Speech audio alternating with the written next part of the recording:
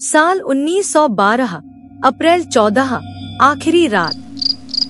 Titanic की रफ्तार समुद्र को चीरती हुई बढ़ रही थी। जहाज पर रोशनी, संगीत और हंसी का शोर था। कोई सोच भी नहीं सकता था कि कुछ ही घंटों में सब खत्म होने वाला है। जहाज के सबसे ऊपरी हिस्से पर एक नौजवान लड़की अकेली खड़ी थी। सफेद गाउन, गीले बाल और एक रहस्यमयी मुस्कान। उसका नाम था एलिजा हर्ट। एलिजा अकेली नहीं थी, लेकिन वो हमेशा अकेले दिखती थी। जहाज पर कोई नहीं जानता था कि वो किसके साथ यात्रा कर रही थी। उसके पास कोई टिकट नहीं था, कोई नाम नहीं और कोई रिकॉर्ड नहीं। लेकिन हर यात्री ने उसे देखा था, कभी सीढ़ियों पर, कभी बॉलरूम में और कभी डेक पर। कुछ कहते थे वो किसी राजघराने की लड़की है, कुछ कहते थे वो किसी से मिलने जा रही है जो अमेरिका में उसका इंतजार कर रहा है। पर असली सच्चाई किसी को नहीं पता थी। दुर्घटना की रात 11:40 बजे जहाज बर्फीले टुकड़े से टकरा। अफरा तफरी मच गई। लोग चिल्ला रहे थे, भाग रहे थे। कप्तान और क्रू जहाज को बचाने की कोशिश कर रहे थे, लेकिन किस्मत ठंडी थी।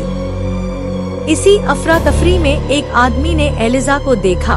वो डेक पर बिल्कुल शांत खड़ी थी। उसने अपनी आंखें बंद की और बर्फीली हवा में हाथ फैलाए, जैसे किसी को बुला रही हो। उसी पल जहाज तेजी से झुकने लगा। लोग पानी में गिर रहे थे। शोर, चीखें, मौत, सब कुछ एक अजीब सी धुंध में समा गया। उसकी लाश नहीं मिली। 3 दिन बाद जब खोजी टीम पहुंची, तो उन्होंने कुल 1500 में से 1450 शव बरामद किए। कुछ जले हुए, कुछ पिघले हुए और कुछ अब भी जैसे जिंदा लग रहे थे। लेकिन एलिजा की कोई भी निशानी नहीं मिली।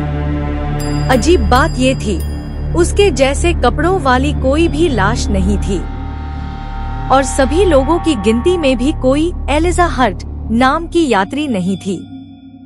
लेकिन फिर भी लगभग 40 यात्रियों ने अलग अलग मौकों पर उसका जिक्र किया था। साल 2003 समुद्र की गहराई में 91 साल बाद एक वैज्ञानिक टीम टाइटैनिक के मलबे पर रिसर्च करने गई। उनके पास सबसे एडवांस्ड ड्रोन, कैमरे और डाइविंग सूट थे।